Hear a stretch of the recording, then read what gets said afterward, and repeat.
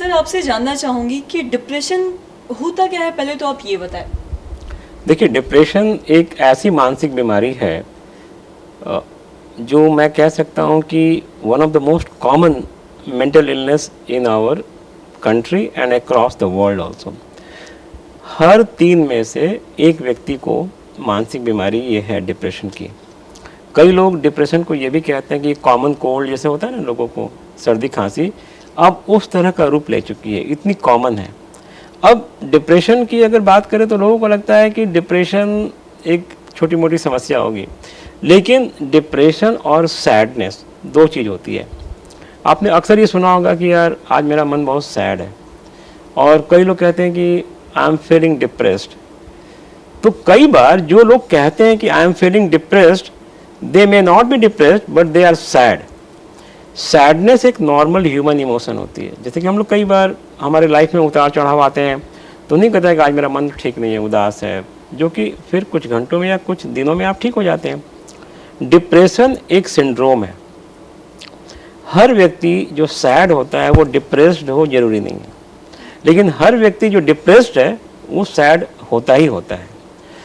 कोई भी उदासी अगर कम से कम 2 हफ्ते या उससे ज़्यादा रहती है तो वो डिप्रेशन कहलाती है।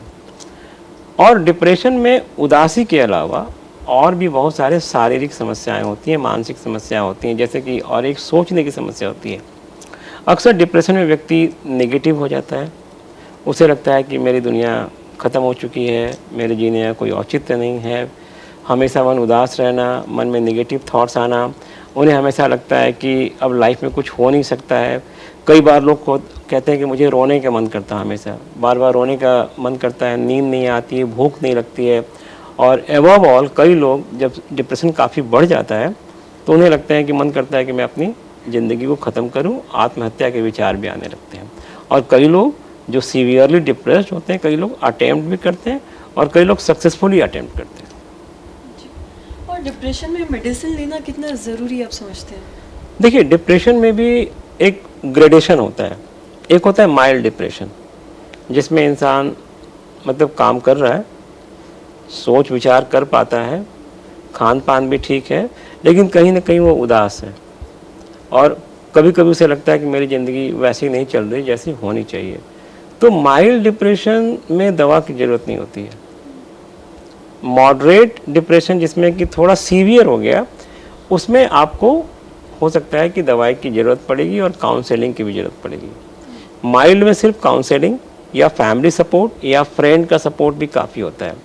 सीवियर डिप्रेशन जिसमें सुसाइड का रिस्क होता है, वहाँ पे आपको डॉक्टर की सलाह, खासकर प्रोफेशनल साइकेट्रिस्ट, साइकोलॉजिस्ट के पास आपको जाने की ज़रूरत पड़ सकती है। लेकिन ज़रूरी नहीं है कि हर डिप्रेस्ड व्यक्ति को दवा लेनी ही पड़ेगी।